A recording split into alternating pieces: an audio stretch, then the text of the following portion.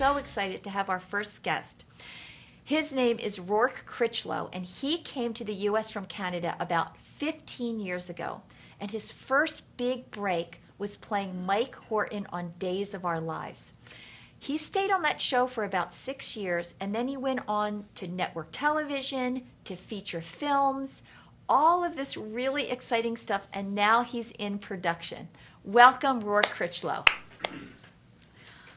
Rourk, thank you so much for coming. I really appreciate that. I'm really excited to have you on this show. Well, I'm really excited to have you too, Barbara. And this is so perfect, talking about the confident mind, and really the best thing to start is from the beginning. What's interesting is I was listening to your first section, and we were going to chat about getting on the soap, which was a success, definitely. What's funny is that in terms of let go and let it flow, the state of mind that I had when I was in the process of getting the job, and I'll explain that in a second, was very much let go and let it flow and detaching from outcome, which was a brilliant. I don't think in these terms, but that's a great phrase because it does define, how you have to sort of trust yourself on a certain level. Absolutely. And it allows you to. From the beginning, my wife and I came down to L.A. From Canada. I had a TV career up there, and I'd done some theater and stuff. But you have to be in L.A. to be an actor. We came down here like out of the movies. A 6-month-old baby. Half maxed out credit card, and $2,000 in traveler's checks, and that was it.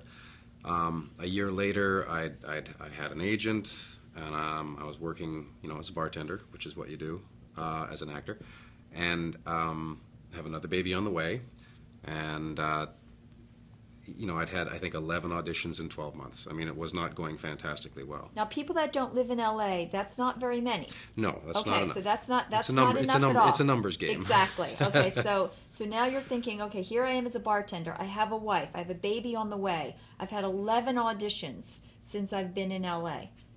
What happened? I got another audition.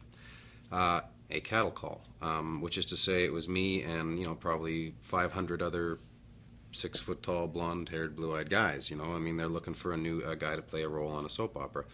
It's a good job compared to bartending, for sure. It was a good job. But what happens is you go in, you meet the casting director, and she spent, I think, like 4 or 5 days meeting people for 3 minutes each. I mean, I can't imagine how many people this woman saw. Fran, fantastic lady. Then if you pass the first cut, she'll call you back. You come back a week later and, do the same thing again. Now she's starting to start to know people. Like, I guess she calls the obvious ones out first. After that, I got another call, and so it takes place over 5 weeks. So let's say by the third call, how were you feeling at that point? I was starting to feel comfortable. Because? Well, because Fran is so nice, Fran Bascom, and also, obviously things are sort of going well. I mean, my expectations were not terribly high at that point. However, I was just enjoying the experience of having some movement. Okay. Whether or not you get the job, at least now I know somebody and they know me, and she obviously thinks I'm doing a pretty good job. And you didn't know yet if you were going to go on the camera yet or not? No, not at all. So the next phone call was going to tell you? Right. But there was a knowingness that came over you that once you got on that screen test, the job was yours. It was complete. And what was that knowingness? Did it feel something through your body? Was it up in your head? It was almost, it was strange because I remember the moment completely. I was sitting at, having lunch by myself thinking, holy cow, if this happens, things are going to change. If this happens, as this happens, when this happens, I had better be ready for it because it's coming. Now, I have a bit of an artistic temperament. I'm not the type of person that plans and sort of I operate on a visceral level, an emotional or expressive level, a creative level, whatever. So you're in the moment, which is wonderful. Which is what you have to be. As an actor, right. You have to be there, to do your job well. So you're not thinking about how you look or whether whether you said that word right or anything. You have to just trust yourself. And in this case, that sort of came through. There was very much a let it go. There's very much, the flow was already happening, I think, and I let go in the middle of the flow. Oh, okay. They do something interesting in terms of expectations and outcome as well. I got the call. Go ahead. You're gonna get the call. Read for the producers. Read on camera with Lisa Rinna. It a lovely young lady. She was a star of the show at the time. So they take you in, they negotiate your contract before you do your screen test. So you know exactly how much money you are going to not get if you blow it. So you're already having that visualization of what that money is going to do for you, how your life is going to be different. They also have 5 other guys with the same contracts already. So if you don't get, I mean, there's even more of a call it competition. So it's very, they do everything they can to take you out of the flow. They do everything they can to, put those thoughts in your head that are going to let you not concentrate well on the job. I'm so glad you just said that, because your power is within. No one can do that to you. You can only allow them to do that to you. So they're trying to do that to you. They're trying to stop that flow, not on a conscious level. No, not at all. Not at all. It's business. But exactly. So they're putting that out there. There's 5 other guys. Mm-hmm. You know the money that's at stake there. Yep. Okay. Then what? Then you go into this room. The makeup artist, who was a temp, decided that I had to have makeup. They do them at the end of the day, and so they have a speaker system there saying, when we're done, we're going to do the screen test on stage 5, blah blah blah. Can everybody get ready? So they put makeup on. They make you, they do the thing. Well, of course, you're going to take your shirt off in the audition. Because that's what soaps do. That's right. So there's another level of concern. Okay. How do I look? And they put body makeup on. Well, this body makeup artist, I don't think she worked on soaps much, and she kept me in the makeup room until literally 4 minutes before I had to walk on stage. So they really kind of, everything was good.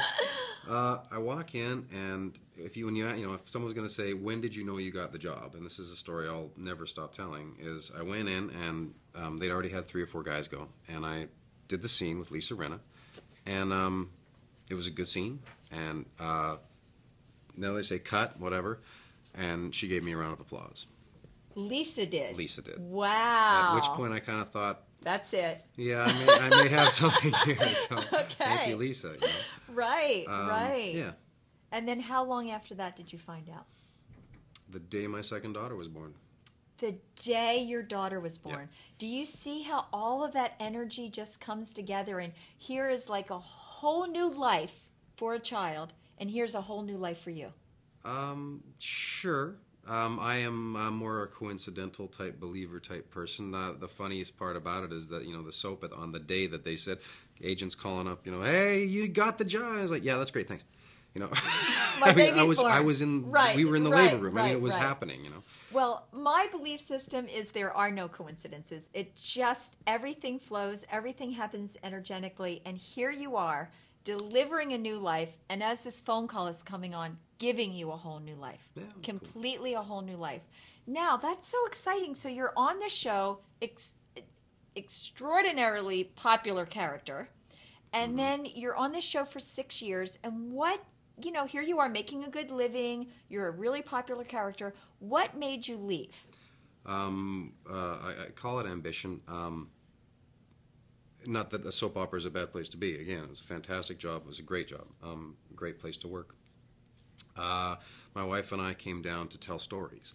And there's something about soap operas that is not so much a story as a storyline. There's no real beginning, no real end. And it's someone else's story. It's not your story. Yeah. You are playing someone else's story. Yeah, you have a little bit of input in terms of just your personality. But yeah, so made the choice to explore other areas. Make it better, have faith to be